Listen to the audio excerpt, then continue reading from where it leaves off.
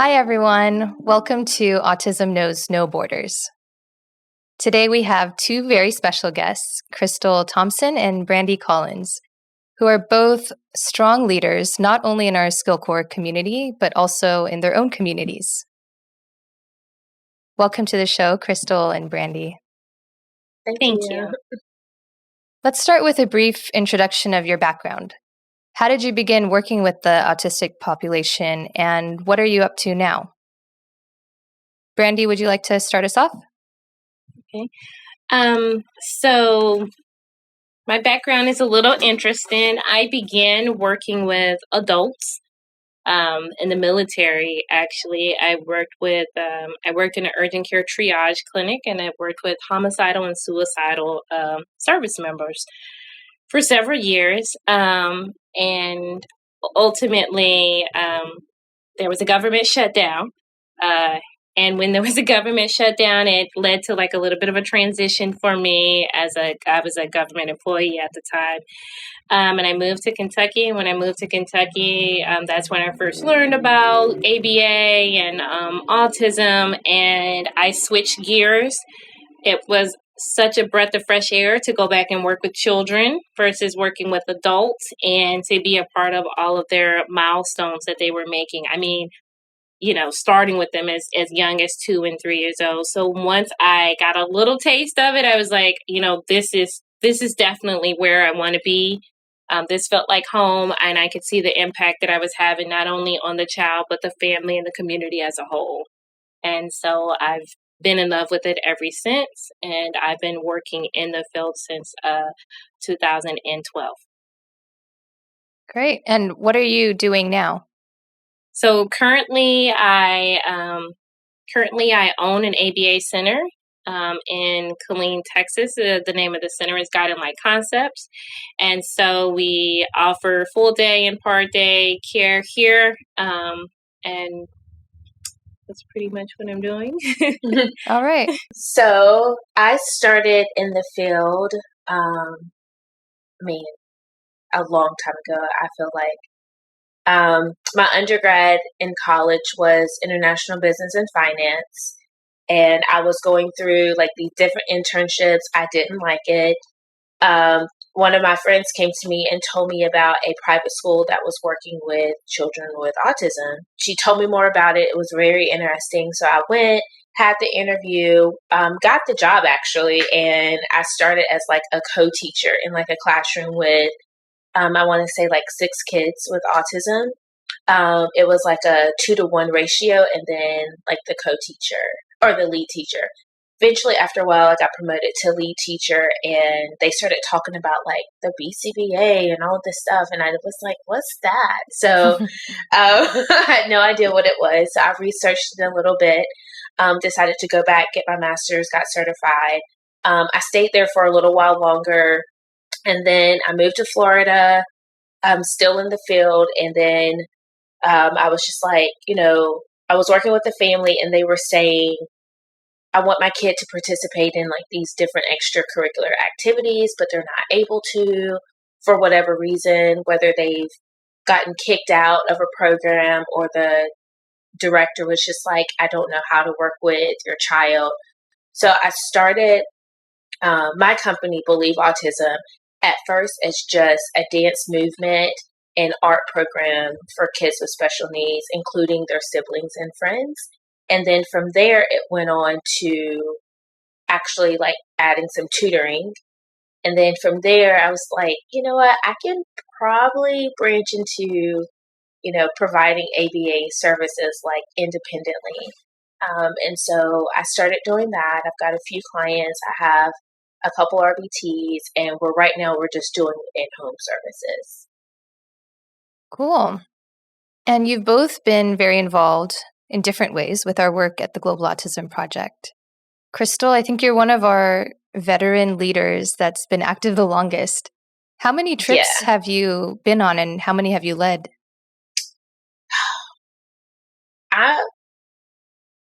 Off the top of my head, I'm going to say like 11 to 12 trips. Yeah. Wow. Yeah. So like this is literally the longest that I've been in the United States at one time in probably like the last 4 years, and it's really bothering me because I've got the travel bug again. Yeah, I feel you. Yeah. Yeah, and then I've probably led about half of those, or a little over half of those I've led. Mm-hmm. That's awesome. Yeah, I mean, I love everything that the project is doing. Cool. And Brandy, you're a little bit newer. You went to India last fall, actually with Cassie, our director of outreach, and she hasn't stopped raving about you since. I absolutely love Cassie. And I'm so glad that I got to go on that trip with her as well, to a place that she loved, because experiencing something through the loving eyes of someone while there have such an endearment, it was an amazing opportunity for me. And so I was very glad that I got to go, as well as I was so excited by all of my experiences that I had, that after coming back, I decided to sponsor additional teams. And so I partnered and because I want other people to experience all that global autism has to offer. I truly believe in everything that you guys are doing. Thank you for that sponsorship, by the way. Mm-hmm. And also, you attended the Big Leadership Academy last January. That's actually where we first met. Yes. Mm-hmm. That Leadership Academy was, first off, it was awesome. It came at a perfect time. Just coming off the Christmas holidays, and it's like you got to get back into the gear of like professionalism and getting back to work, and it was just refreshing. It really like when you're about to begin the race that is the year, it was a great starting point. Mm-hmm. We went over so many different leadership aspects, and I identified areas of weakness that I didn't even realize were an area of weakness for me. Mm-hmm. So I definitely experienced growth. Definitely experienced a lot of growth, and was able to come back and immediately implement it at my center. And we still use those tools today. I've been traveling with the project since 2013 was my first trip. And I feel personally, I've just developed more confidence like in myself, and knowing that I've been in some really crazy situations in the different countries, working with the different people, and outside of just professionally, like you've learned to become more flexible. A lot of growing pains and like cultural adjustments that I feel like I've had to make, but I've been able to take that and put it and bring it back home with me. And I just feel like as a person, I can just say I've just grown and developed, and has been able to become more compassionate and empathetic towards other people. I feel like more so than I was in the past. And just like a bigger understanding of looking at where somebody's coming from, mm-hmm. versus just taking things on a personal level and just stepping back and listening. And because when you're working with such different types of people that you may or may not ever see again, or that you may develop a friendship or a closer bond with, you just really have to learn to put your differences aside and just be open. Mm-hmm. And vulnerable, a word that Cassie likes to use, which is a very positive word. Mm-hmm. So that's for me. Yeah. It's kind of hard to encompass 7 years into just a few sentences. So. Right. And with each trip, did you learn something new about yourself every time? Yes, every trip. Mm-hmm. Because I never traveled with anybody twice. So on all of those trips, it was like someone new. I've been to a couple countries, or more than a couple, but several countries twice. So seeing myself the first time I went versus like the second time I went, or maybe even the third time I went, it was just a moment to like really like be proud of yourself. Mm-hmm. Yeah. Brandy, how about you? So for me personally, let me start by giving it just a little bit of background. I have been married for 21 years, and my husband was in the military, and he retired. And so I spent so many years kind of following kind of behind his career and uprooting myself and restarting over and starting over in multiple states. So this was my first trip by myself. This was my first travel without him. And let me tell you, my prompt dependence was crazy. We actually came to New York a couple of days early, scouted out everything, mapped out how I would get to the store. Like everything had been, written out exactly. This is what you need to do. And you need to make a new friend. And thank goodness I did. My team ended up I got an amazing team. But that just personally, like stepping out on faith, like I've always been confident in my professional, but I wasn't as confident in my personal. Like, could I go out and really stand on my own? And to have this come right, so shortly after I just stepped out on my own and opened up my own business and those things where it's me and I need to lean on me and I need to learn more about me. That was really amazing. So just learning more cultural awareness. I didn't realize how little cultural awareness I had because I was because of my ethnic backgrounds. I just assumed, hey, my family are from other countries, and so therefore I already know. I know what it's like to be. And then I realized I really didn't. And I wasn't used to going somewhere and me being a guest and making sure that I didn't offend or violate or step on a toe, just that how it is harder for people when they come over. So just being more awareness of how much harder you have to try when you're in something new was new for me. My communication skills, I feel like I was a great communicator, but we learned a lot through work being put on a team that was as diverse as it was. And that was the first time that I wasn't the leader of a team. So interesting. Yeah. Woo, that was like, whoa, I'm not leading. Okay, how does this work? So I jumped on it and just really seeing how you put puzzle pieces together and bring out everyone's strength and, when to lead and when to follow. That was huge for me. Learning conflict resolution where you could see like, hey, we're in a team and we're making a team decision and we want to voice our opinions, but make sure that our opinions that are different don't turn to conflict. So how to really navigate like voicing our opinions and giving the background as to why we've made that opinion, like why professionally or personally, this is why I think it should be this way, and not seeing that through the lens of conflict, seeing that through the lens of growth. Right. That was new for me. So I had a lot of personal growth and it really just inspired me to do more, to learn more. In India, we were in Chandigarh, the school. It had such a diverse levels, age groups and severity levels and things there that it really prompted me to say, hey, I need to go back and finish this doctorate in developmental psychology. There's some information gap that I could go back. And if I knew that, how much more of an expert would I be? So professionally, it inspired me as well to go back. And so I am back in and trucking on along.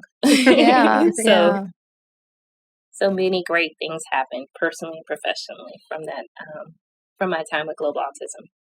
How have you applied the leadership skills that you've learned into your daily work? So, Crystal, I know you've led a lot of trips, but Brandy, you also just came back from Leadership Academy. Crystal, do you want to go first on this one? Yeah, sure. As far as like the leadership skills I've learned or I've taken from the trips, again, it just goes back to being able to work with different types of people and being flexible, listening to everyone and coming up with a solution or a plan that's going to best fit the team, and not making anyone feel left out or like they're not being heard. I think that's really important, is to make sure that everybody feels like their voice and opinion and how they feel is being taken into consideration, and really trying to find a common ground. Not everyone's going to be happy, unfortunately, but at least everyone can feel like, okay, Crystal heard me, and hopefully they can understand like the reason why certain decisions were made. I think that is one thing that I've definitely taken from the trips. I just think overall, I don't think a leader is someone that's going to like tell people what to do, but you work with the people that you're leading. Yeah. And I've never been like a type of a bossy person or demanding things from other people. But I am a strong believer in letting people kind of grow and develop at their own pace, and then kind of giving like a little nudge and letting them know, helping them like also believe in themselves. Like, you can do this. You're a strong person. You're a great RBT. You're a great BCBA. As a parent, you're doing really well. So how can we get you to where you want to be? What are your goals? And what's the steps that we can take to get you to that point? So Yeah. Brandy, do you have anything to add? So the Leadership Academy planted a seed in me that I didn't even know needed to be planted. One thing I definitely did not have was self-awareness. Mm-hmm. And it planted a seed in me that was like, hey, you need to stay committed to a growth mindset. And what I mean by the growth mindset is that, in my upbringing, the goal is always to like make it to the top, to earn that degree, to have this accomplishment, to get this position, and make it to there. This is the goal. And once you get to the goal, there really wasn't much of a plan after the goal, like the plan for how do I stay in this position? How do I stay relevant? How do I inspire other people to grow with me?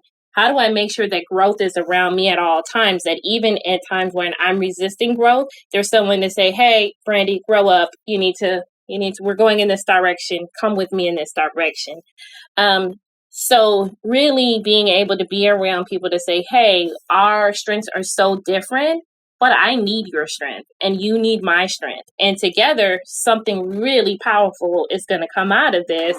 And I would never know that I needed that strength if I didn't expose myself to people who had a different type of strength than me. So my biggest takeaway from the Leadership Academy was the growth mindset, and that a lot of people, when they're in the programs, you'll hear people, I want to become a BCBA, I want to become a BCBA, but they don't really have the why, the why, and the understanding that once you become a BCBA, you also have to continue to grow. You have to learn how to be a supervisor. You have to learn how to do parent training. You have to learn how to motivate people. You have to learn how to be human resources. You have to learn how to be billing and coding. You have to learn how to be marketing. Right.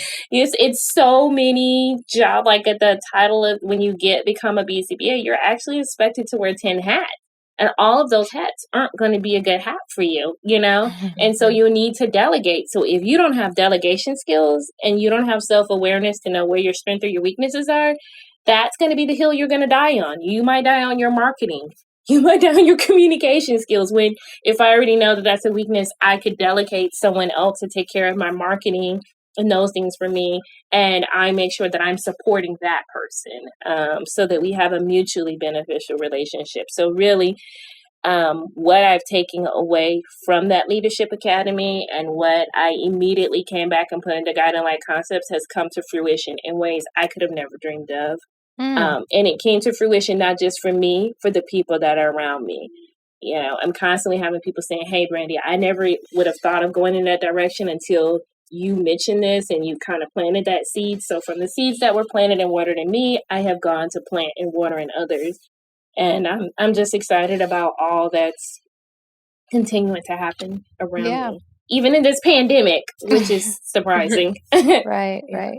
Yeah, and you're both business owners, so it's interesting to hear your different perspectives. Actually, Crystal, your company just had its 6-year anniversary.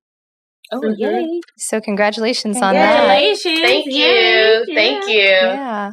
Totally excited about that. That's amazing.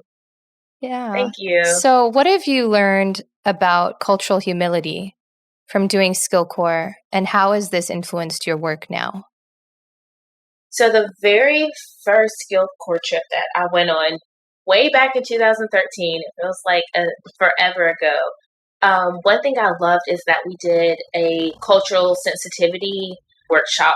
And one thing that I remember it said was that when you walk into someone's home, like we think of culture as just where someone, like the country that they're from. But one thing that I took from this workshop is that when you walk into someone's home, that's also their culture. Mm-hmm. And so it's also being sensitive and understanding where they're coming from and building a rapport, not just with the kid. You don't just pair with the kid, but you also pair and build a rapport with the entire family, whoever's under that roof. So each time that I've like met a new family or have a new like dance class or an art class or something, I always look at where those people are coming from and adjust, not necessarily like myself, but sometimes you have to adjust your approach. And like for an example, there was one family I was working with a while back, and the cutest, sweetest little boy, the family was Dominican, and every single day I walked into their house, she was trying to give me food. She was like, here, I know you work all day and you're driving around, you're not able to stop, so here. And there's a thing where we don't accept, right. gifts or certain things. And so the first few times I accepted because I realized this is part of her saying thank you. Mm-hmm. And welcoming into her home. And then after that, it was just kind of like, oh, it's fine. I'm good. I ate. But I wanted to not cut off her way of reaching out to me from the very beginning and just saying, no, I can't accept that. Because I just felt like I didn't know how they were going to take it, as if I was trying to put a wall up. And obviously you're going to be professional, but on some level you do develop, your goal is to develop a good working relationship mm-hmm. with your families that you're with. And part of that is being flexible and being able to understand someone culturally. It's not always like that in every house I go into. So it's kind of like the first few times you're just kind of filling them out and seeing how they run things and how they do things and the parent dynamics. It's so many things that go into this field and stepping to someone's home or even someone stepping into a clinic space. Right. Yeah. For me, we're where I'm located right now is by a military base. It's one of the largest Army bases. It's in Fort Hood, Texas, and so we have a very, very diverse population here. And so we are constantly in a position where we're working with families where English is not their first and or second language. We've gotten a wide, variety of kids who have spent many of their years in a different country and now come here, as well as just got an autism diagnosis. So a double thing. They are learning as much about the United States as we are trying to learn from their culture, and then they're trying to learn about the autism culture because I've within the last year or so I realized, hey, there's a culture within the autism community of like what's acceptable and what's unacceptable. These social norms that are, is the puzzle piece a good thing to use today? Or this is, there's constant ways, so many ways to step on toes, even within our own community. So I make sure that when I bring a new client on, because we are center-based, we do a few interviews before we accept a client to learn more about the families. And I do at least 2 with the parents to kind of get to know them, to learn more about their background, to really delve into what is their goal, what would they like their outcome for care to be, so that I can really make sure that we're on the same page, we're on the same understanding of what it is that I will attempt to deliver. And that everyone is flexible in what their ultimate goals are. So as far as the cultural humility, I taking the time to actually know the family to make sure that we have enough background information before we accept their child in, I think gives us a better opportunity to make sure that we don't step on toes or do anything inadvertently. And we build that rapport with them because we are center based, the children are left here. They're either here for 4-hour days or 7-hour days. So, you have that one window to kind of meet with the families, and it's very easy to make a mistake. So I do think that it's really important to delve into developing those rapports. Yeah. And using our number one tool that we've learned from Skill Corps, which is using the Socratic approach. Yes. Right? Like if you're Yes. ever in doubt, just ask a question. If you don't know how they want to be referred to as a person, just ask them how they feel about it. Yeah. So this might be a good segue to talk about race issues. What are your experiences being a Black woman in this field? Who would like to jump in on this? So I will tell you, for me, my experience of being a Black woman in this field, it's been very interesting. It's been complex. I have been placed in situations where I need to upfront always start with all my credentials. And even when I have a credential, I need to explain. I feel very interviewed, as compared to like counterparts that also are in the same field. So I feel a lot of pressure to make sure that people know that, hey, I'm very qualified.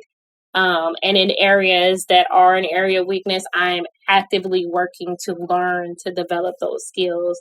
So for me, I feel a lot more pressure to be a cut above, to be 2 steps ahead, to make sure that I'm always extremely warm and welcoming. I mean, literally, when you come in our place, we have a fireplace and it smells like baked cookies and all of these things, not just to make people feel warm and fuzzy, but just to almost put the air out like, hey, I come in peace. I am not any stereotype that's often out there about Black women or professional Black women. Like, I'm not an angry Black woman. I'm not a condescending. I'm not many of the stereotypes that are out there. I feel like I always have to wear this big sign that says, I come in peace. I'm a good person. I love the children.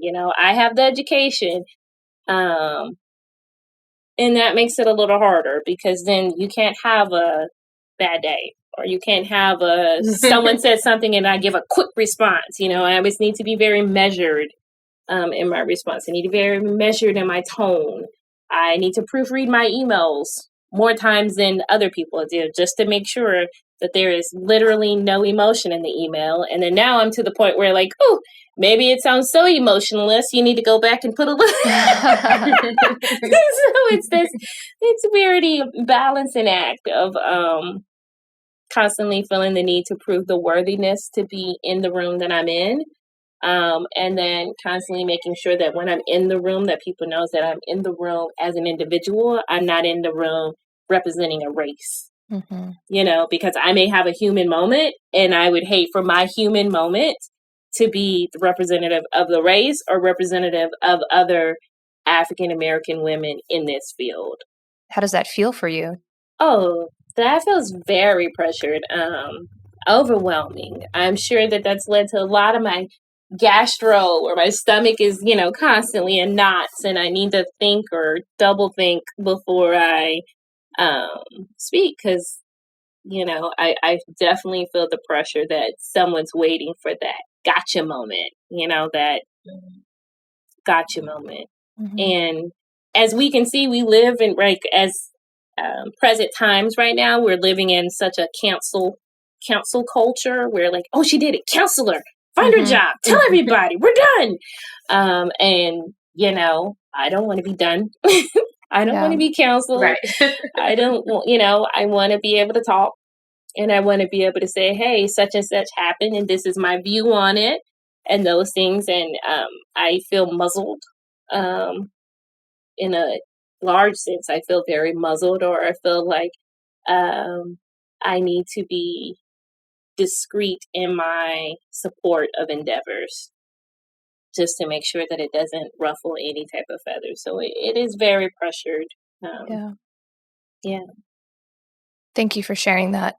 Mm-hmm. Crystal, what are your experiences being a Black woman in this field? So the last couple of days, I've been trying to figure out if I know any other Black women BCBAs in Jacksonville, Florida. And I'm going through like my Rolodex of people, and I'm just like, wow, there's not a lot of us. There's not a lot of us in the field. I just recently found a group on LinkedIn hopefully I don't butcher their name, but it's Black Behavior Analyst or something like that. And Baba, yes. And actually tomorrow, July 1st, is their membership. Yes. Like when their membership. So I have it on my calendar to like jump on that, just because like I want to feel like a sense of community. Because one, like being a small business owner here in Jacksonville, Florida, and then having just a few, just a couple like employees, and then we're doing in-home. So it's not like we've got that space to go to and like really connect with each other. You kind of feel very separated from the people that you're working with, because you're either in a car, you're at the house, you're then jumping over here. And it's just, I don't really have always that sense of community. And then going to people's homes, there's been times that have crossed my head, or thoughts that have crossed my head, like, are they going to see me as a behavior analyst, or are they going to see me as a Black woman walking into their house? Like, obviously they're going to see me as a Black woman, but what are they going to take away from our conversation? And, Brandy, I can attest to feeling like you do have to have everything in order. Sometimes when you walk, like I make sure my intake documents are completely together. It's just, I feel like I have to you do always want to put your best foot forward in any situation, but it's like she said, you kind of have to be well ahead of everyone else in order to feel that acceptance. One story I went to a family. It was my first time going to their house. The address was really weird, and I wasn't sure exactly where I was going.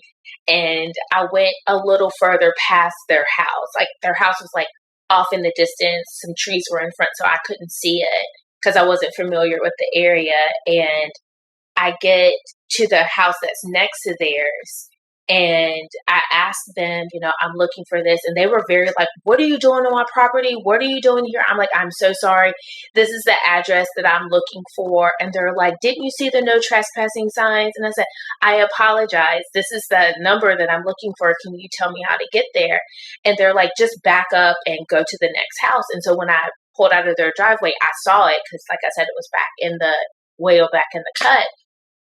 So a few weeks later, maybe like a month or so later, after my client's mom and I started to develop a good relationship, she told me that the neighbor came over there and was like, there was this Black girl that drove up into our driveway. And it was just the things, I'm not going to repeat the things that she said that they said, but it did not make me feel good, where it was just a simple, I was like, I'm so sorry that they even had to say anything to you.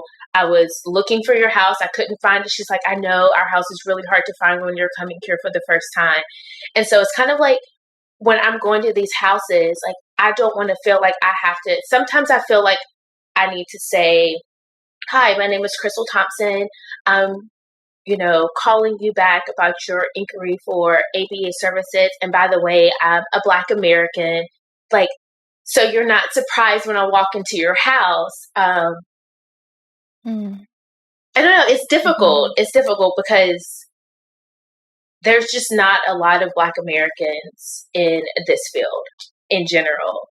Not that I have encountered. Like, I've done like presentations at FABA, and I've gone to a couple other like conferences, and it always feels good to see someone that looks like me in the room as well. I've grown up around all different types of people, but it's just a good feeling to know that we're also breaking into a field that is helping so many different people, and that we can, I guess, change the narrative about the Black person in a professional setting, and then being able to have your own business. Because there was one place that I went, and they were like, "Oh, what company do you work for?" And I said, "It's my business. I'm working for myself. I'm independent." And they were just like, "Oh," and then carried on with their other conversations. Like, it was just, it's not always warm and welcoming. I'll put it that way. But then there are instances where I feel like my skin color and that part of me, it's obviously it's noticed, but it doesn't play a factor into where I'm at. And I heard something a while ago that says every table that you're sitting at, that there's a seat for you there. So this is the table that I'm at, and this is the seat that I'm taking. And Yeah. That's amazing. I was just going to add, Crystal, that one of the very first things that my husband, and I like literally I cried about this. It's just a fold out table. It's really nothing fancy. But to me, it was the most precious gift that he's given me, with the exception of our children. But he bought me a table. We were going to be doing a lot of vendor events when we first opened. And when he gave me the table, he said, "I bought you this table, my love, because I don't ever want you asking for a seat at someone else's table. When you show up, Miss Collins, you're going to show up with your own table. And I want people to come to your table." I was like, waterworks. So I pulled that little table out every, where it's a folding table. It's like $20, but I love that little table. That table everywhere. It's the meaning behind the table. It was, right? So Yeah. when I open it, it means something huge to me. Yeah. Mm-hmm. Have you ever felt, so Crystal, I know you just shared a couple stories, but have you ever felt discriminated against in the workplace, either overtly or covertly, whether with colleagues that you work with or directly from the families? I'm going to say no. The few places that I have worked before I started my business, everyone was extremely welcoming. There wasn't ever a situation where, as far as like work or directly with my clients, where I felt any type of tension, I guess I could say, between anyone. It's just, like I said, it's just been within like the last like few years where I just noticed a little bit more things, because now I'm in like a different role. Before I was, yes, a BCBA working for another company, but now I'm a BCBA clinical director, all the hats of my own company. And I think I'm just more aware of different possible situations, and just being able to prepare myself professionally, personally, and emotionally for anything that may or may not come my way. Like I said, the only big issue that I had was that time where I went to the wrong house. And then at this other location where you almost kind of expect, when you say, "Oh yeah, I have my own business." "Oh, well, what is it? What do you do? What's the name of it?" And it was just kind of an "oh," and turned and walked away. And even at this same location, it's not I don't want to throw out the race card at all, but it's sometimes feels like me and some of the other people, there's just nothing to talk about. It just feels like, and it's I don't know if it's coming from me as something that I'm putting off, like already having my guard up. So it's kind of like you have to examine yourself and like dig deep and feel like, is there anything in me that could be coming off that way? Or is it just simply like you're stepping into our culture, what we already have happening, and we're just gonna let you stay on the outside. So it's a hard feeling to explain, but it's definitely I can't say it's uncomfortable. It's just something that it's another thing to be aware of that is borderline exhausting some days. Right. Brandy, how about you? So I have a little twist on this. My first major encounter that like really affected me, and it was the first time, but it has happened several times since then. Where I know for a fact that there was discrimination against me. It actually came from my own community. I tend to get it a lot more from my own community, which is interesting in itself. And that just has so much more deeper issues that come apart with that. But where the family, they had another, BCBA that was working with them, and she was getting ready to move. They were military as well, so they call that a PCS, a permanent change of station. So they were moving to another state. I was coming on board to work with, and I was going to take over the client. It made sense. I lived really close by. This was an in-home company. Kid was in school. Like everything fit to where, and I had the availability to give the maximum amount of hours. So not only was this kid going to continue to get care, they were going to get direct care from a BCBA and have a BCBA in the school with them. Like all of the things that they actually wanted was me. And the family had an extreme reaction to me coming in and directly said, hey, were you assigned to, did they just put you here because you're Black? I mean, like, it threw me. The company already sent like biographies and those things. So they already kind of knew who I was, what my background was. The parent was like, hey, I want to personally meet. This was in Virginia at the time. I'm going to personally meet them. And so I had to go drive to one of the parents' jobs, which was like an hour away, basically to be interviewed. And I thought I was going in for something receptive. I had no idea that they had an emotional attachment to the person that was before, and that they had not been informed that this was just regular life. People were moving away, and I was coming in. There was no affront. There was no nothing, And so I went in with one intention of like, hello, hi, I'm Brandy, and thinking that I was going to do my Brandy thing, only to be received as, I took it as humiliating. I took it as an attack and affront. And I mean, it was directly asked, is it because you're Black and because my child is Black? Is it because it's a predominantly Black school and the Black school is having a problem with the other person because that person was non-Black?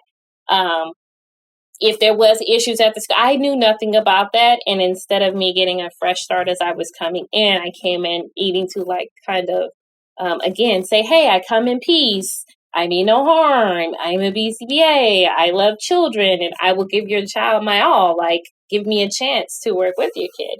So it kind of went, there were some emails and things. And after, a few moments, I just was like, on the drive back, I was like, hey, you know what? I'm going to gracefully step away.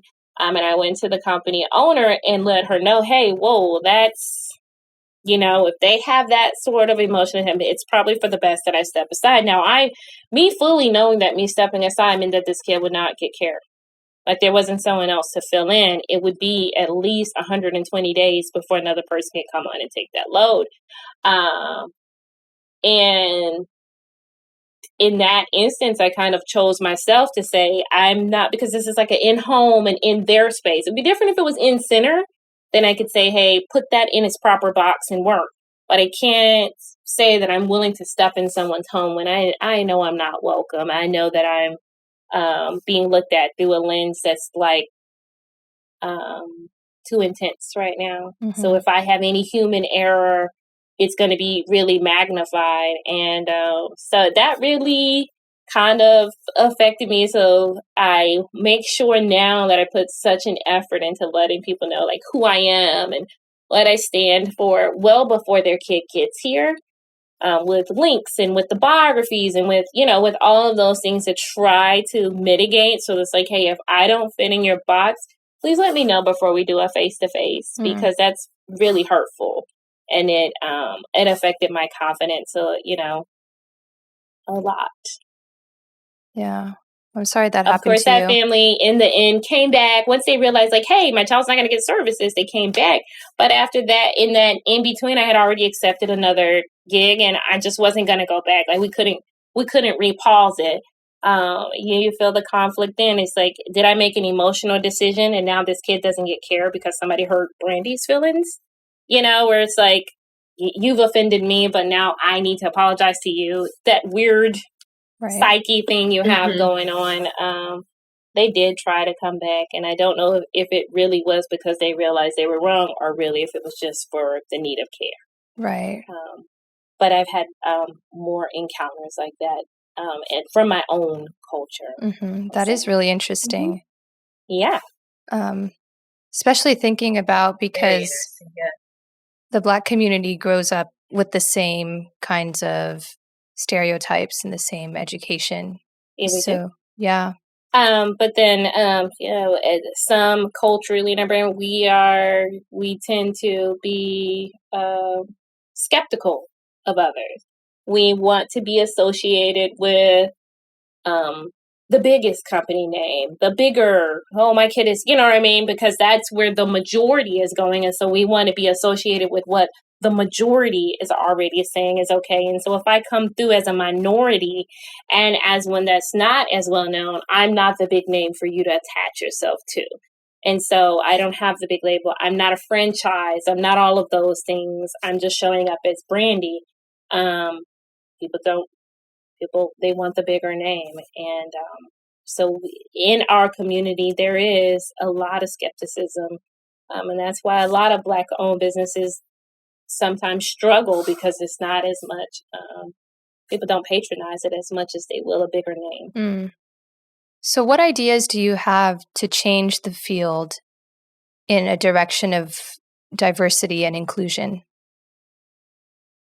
I think one major thing that would help the field would be to have more ABA programs in historical Black colleges. To really go and push that. Like, we get the psychology degree, and there's an emphasis on a psychology degree, but many people know, like, just with a bachelor's in psychology, the employment, like, you're going to have to go on and get extra credentials and certs.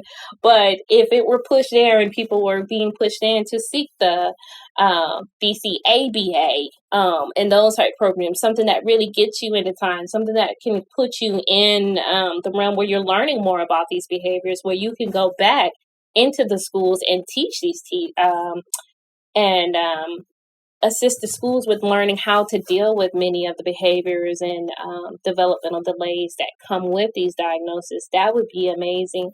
So I think including us more in historical Black colleges, as well as making ABA coursework be a big part of education degrees. How many first-year teachers get classes with children that have so many diagnoses and they're not prepared. They're not. And then they're judged on their first year of teaching their classroom management based on how well they managed the class, even though they had, multiple kids with multiple needs without the aid. So I think we could really make this field more diverse if more people had an opportunity across all ethnicities to learn more about it and have an opportunity to have more exposure. Yeah. And more exposure to the implementation. Crystal? Yeah, I never noticed, and I guess I never had to think about it, but the historically Black colleges don't have these type of programs that are approved by the board. I think that would be huge, a phenomenal, a huge, because I found out about the field through a girl that was like working in it, and I really feel like it fell into my lap. I knew nothing about it. And even when I talk to people now, they know about autism, somewhat about autism. But then when I try to explain what I do, it's not even, so you're a special needs teacher. No. Not exactly. Right. No, I'm not a teacher. That is a hat that I do not want to wear. God bless them. They are doing a beautiful job.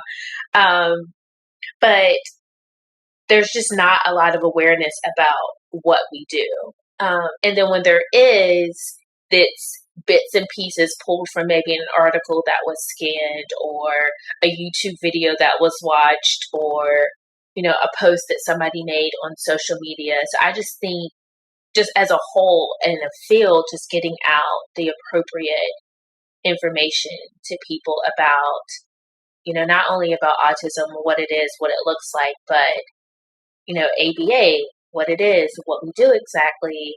I think that's a huge thing. And like you were saying about the teachers, their first year or however many years, they really don't have a course or they may take like one course on, special needs, and it encompasses all of them and not something like that's very specific. And then they do get a kid in their class that has all of these things happening with them. The kid doesn't know. They feel chaotic on the inside because they don't know what to do with their little bodies. And then the teacher doesn't know what to do. And it just turns into a mess, for the lack of a better word.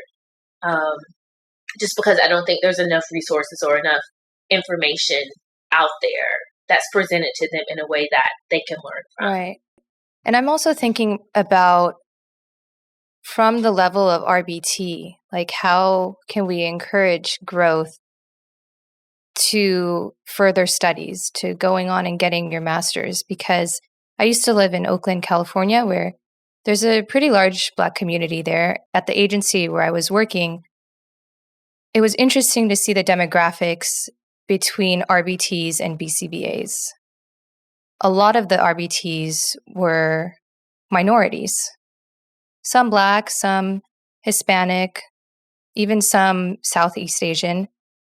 But a lot of the BCBAs, or supervisory level positions, were held by white people. So how can we encourage people to... It's hard because when I would talk to some of the RBTs that I worked with, and I would try to encourage them to go for it. Yeah, you can do it. I went to school and I worked at the same time, and I know it's hard, but there are other factors involved just with socioeconomic status. And if they were to go and get their master's, a lot of people can't afford to just live off of a part-time salary. You know what I mean? Yeah. Mm-hmm. Do you have any thoughts about that? So for me, and as it stands with Guiding Light Concepts, I went back and I got my graduate certification through Capella University. And what I've done here, we have just under 20 employees here. And I was able to partner with Capella University. And so through my partnership with them, the staff that works here, which more than 50% of my staff is currently working towards BCBA or BCABA hours. So we really, really push it here. We try to get them in their courses together so they have a study partner, a study group, and we really cheerlead each other on. The partnership has allowed them to get the 10% discount on their courses, and many of their application fees and things like that were waived. So I really have gone out to try to find ways to see what were some of the barriers that were preventing them from going further. And once they let me know what the barriers are, we've looked up different scholarship opportunities that are here. A lot of my staff are, their parents are retired military and they've retired here, so they qualify for like the Hazelwood Act and those things. So just keeping my ear to the ground with other universities and things that's around here, so I could so that I stay in the know about scholarships, so I can say, hey, here's this opportunity for you. I will tell you that Capella University right now is offering a lot of free undergraduate courses. They're absolutely free. That people can register, but that will count those credits. You just need to sign up for the classes, and you have, I think, you have 4 months to complete those classes. But those credits will transfer towards you, towards a bachelor's or a master's with their university. And so just staying in the loop, continuing, because at first Capella was like, no, ma'am, you do not have 500 employees. You will not be a partner. They were like, oh, you want to be a partner? Goodbye. And so come back. And I came back, and then I came back again. I kind of fell back some, and one of my employees called, and anyways, it spurred this conversation with them. And now we have the partnership. And so being able to say, hey, I have a room full of people who not only work for me, they're striving to get to where I am. So when I'm talking to them as their leader, I can say, hey, when you get in this position, you will understand this right up. When you get in this position, you will understand why that parent communication form really wasn't a good look. Mm-hmm. Like you'll go back because it'll be a look for you, not a look for Brandy. So inspiring them to see things not just through the guideline concept lens or through the Brandy lens of the, hey, this is going to be me one day lens. Yeah, that's super cool. I'm also awesome. A Capella graduate. I did my master's program with them. So I'm happy to hear that they're Capella. Giving back. So they are giving back. Yeah. Thinking about autism awareness in the community, is there a stigma around having a disability within the Black community? So I would definitely say from my perspective, I just guessing, Crystal, but I'm assuming I'm a little bit older than you. I would definitely say yes, there is definitely a stigma around it in the Black community. We tend to want to think that a lot of, especially things that relate to behaviors and behavioral management and emotional regulation, that those are things that can be disciplined. Like you can discipline the autism out of a kid. And then we also have religion. Spirituality has a great emphasis in our community so that we could pray the autism out of a child. So with the combination of the prayer and the disciplining it out, a lot of times the needs go lacking and we don't go to the professionals that we need to, because in order to go to professionals, you might have to seek counseling. And a lot of people would rather refer to religion for their counseling. And so, there's that conflict of, psychology versus going to my pastor, when maybe what we're talking about is a little out of your pastor's scope and your child. So there's gaps. So when we should be pushing that early intervention, we're not pushing that early intervention, we're disciplining and praying it out. And so now when we've reached the age where we cannot say that, they're just little, we've reached the ages of 8 and 9, we're trying to go back and mitigate behaviors that a kid has served them well for 8 to 9 years. And that makes it so much more difficult versus in other communities, they're looking for the signs and they don't care if it's 2 years old. They go and get what they need to get for their child right then. And they still go to church and they still discipline their kids. They think you can do all three. So I would say from my experience and my view, my vantage point, that yes, there is a stigma.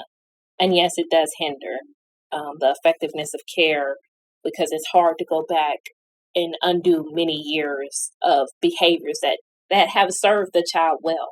Right, right. I think in addition to there being a stigma, I just think that there's a lack of information. And so because of the lack of information, then there's a lack of resources. And because of the lack of resources, then people tend to fall back on, well, my kid's just bad, or, they just need to, be disciplined or be on punishment, or I'm going to take these things. And I think the reality is that there needs to be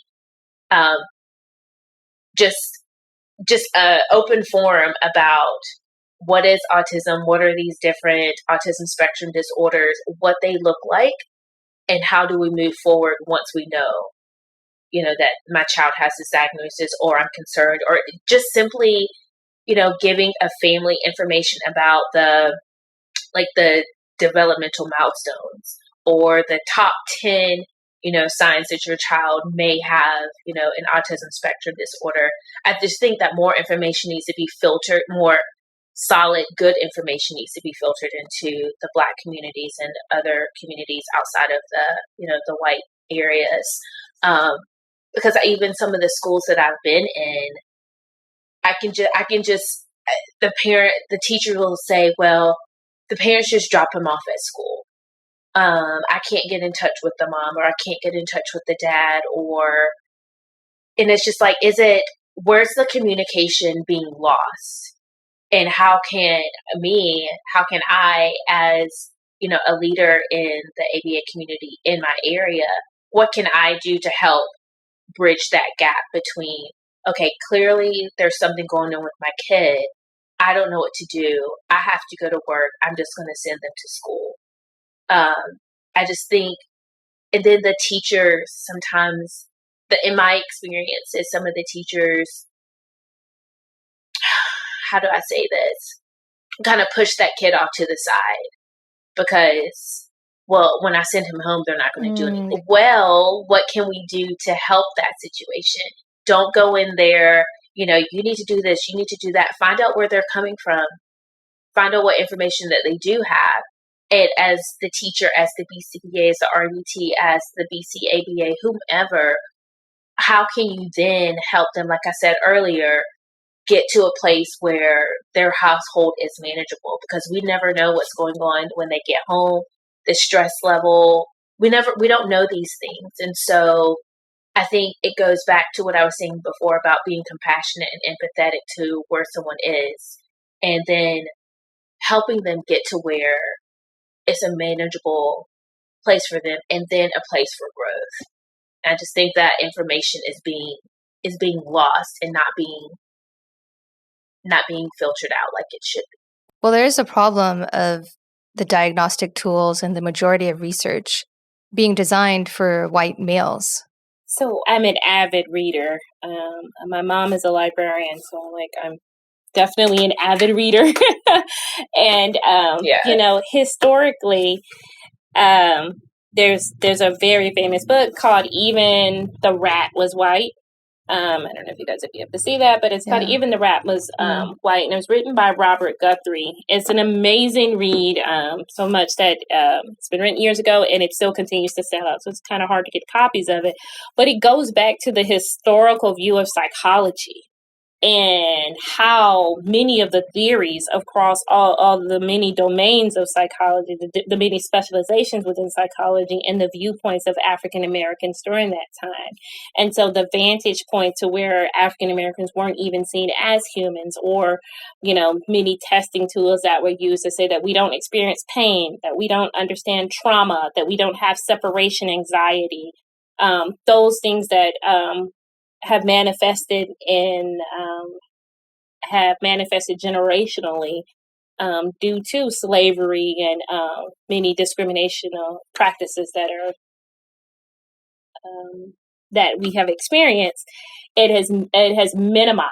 So a lot of the psychology theories minimize the experiences that we have and how they manifest, how they affect us behaviorally, emotionally, mentally. And so now that we have these diagnostic tools that they're based on, they don't meet us where we are. They don't. They're not from the perspective, which is our perspective. And so then once the data is analyzed, it's analyzing another person, not the child that's actually there, because the measuring stick is not correct. Mm-hmm. So that's when you get into that validity. Which is a big thing in the ABA. So for us, there really isn't a tool that where the testing was done, whether you're using ABLES or VB-MAP or you're using Essentials for Living. Some of the things that they're teaching in Essentials for Living are AFLs. They assume that you have things in your house that a lot of people don't have. Mm-hmm. Right. They're working on skill development for everybody. Doesn't have a dishwasher. Everybody doesn't have there's a lot of assumptions that are in there. Just hey, maybe I like to pull some goals from them, but based on this client's socioeconomic status, these goals won't actually fit. I have to go in and I have to tweak them and tweak them and tweak them. And tweak them in a way that meets the child's need, but doesn't insult the family as well. Right. So so someone should create that. Crystal, you and we need to jump on that. It's the market. You know what? I am all about it. I am 100% all about it. So from the point of diagnosis, let's say the family does get some information about autism, and so how accessible are services for Black families? Thinking schools in underserved areas might not have the appropriate resources to help kids. Very minimal. They're very minimal in my state. because even in our state, like you can only get the diagnosis through a developmental psychologist. Even if your pediatrician attempts to get the diagnosis, it's a temporary, it's not a permanent diagnosis because they're unable to do the additional testing like your ADOS and your IQ testing and all the rest of those, your SSR. So it's difficult for them because they can't even get to the diagnostician. That person is put up. That, that is a field that's just not a lot of people in. So, and then a lot of those specialties only accept insurance. They're not private pay. And if they were private pay, their rate would be a lot per test that's needed because there's so many tests needed to confirm an autism diagnosis. Some between 5 to 7 different diagnostic tools outside of just the interview process. So the time, to get all those tests done is 3 to 4 hours of time that needs to be done. Is there one in your local area? So it's not readily available for the child to even initially get the diagnosis, which would afford them the opportunity for the care that comes along with it, like the IEPs and 504s that come with it. Assuming that it's even the right diagnosis, right? Like that it's not just called oppositional defiance or something. Yes. Looking at the person's skin color and just assuming behaviors because of that. Right. Which those diagnoses take less diagnostic testing. And so many kids immediately get those oppositional defiance and conduct disorders because it's just one, test. It doesn't require a developmental psychologist. So the level of specialty needing to get it is so much easier to get those diagnoses. For African American children, primarily males. I also feel like there is still a stigma attached to when a little Black kid acts up in class and they're just the bad kid versus looking at what other factors may be playing into this child's behavior. I haven't necessarily experienced it firsthand, but it's kind of experienced it firsthand, meaning seen it firsthand. It's just been conversations that I may have overheard that really isn't meeting the family or the teacher's need. It's just, it's being put out there into the universe, but then nothing is being done about it. We clearly know there's a problem. So what can we do about it versus just talking about it or overhearing conversations? And I think, parents, when they do get the chance to get whatever diagnosis they have, they may be sent home with a pamphlet or a list of, clinics or, companies that can potentially help, but there's no one there to guide them through the process. And I think it was something like this, someone's hand does need to be held and they do need to be walked through the steps because it's a lot of information in those evaluations and in the diagnosis. And it's terminology being used that it's hard to understand. Even sometimes I'm like, okay, time out. Let me go Google this part to make sure that I'm understanding this right. But there's the danger in Googling too. And then it's because then you might find out the horror stories of ABA. Yes. And then just be turned away completely. Yeah, exactly. So I just think as a whole, there just needs to be a push for not only acceptance, awareness, resources, and letting people know, really, no matter what color you are, because I know we're specifically talking about, Black Americans and sometimes the socioeconomic status and, where they're living, but there's also white families in those situations. There's other people of color in those situations that aren't afforded the opportunity to get the best resources available or the best services available. So it's we need to figure out a way to step into those areas and provide them with the best resources because they're just as deserving as anyone else. All right, ladies, before we wrap up, I'd like to close with one last question. You're both very successful business owners and leaders in your communities. So what advice would you give to other business owners of autism centers who are trying to encourage diversity and maybe break stereotypes with their clients? My advice that I would give them is do the work. Do the work that it takes. Yeah.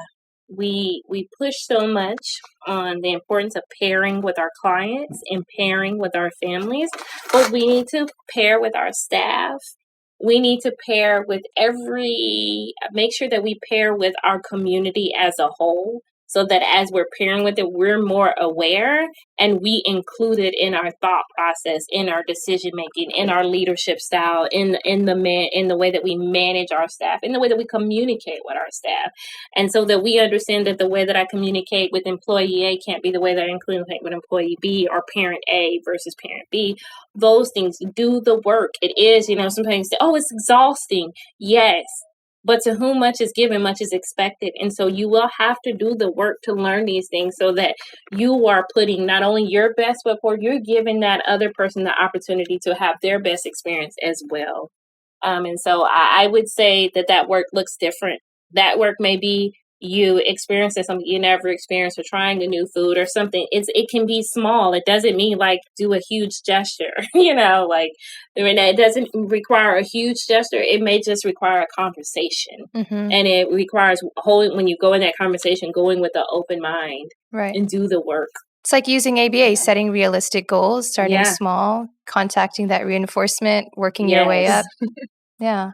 Yeah. Crystal, how about you? To add to that, I would even say making sure that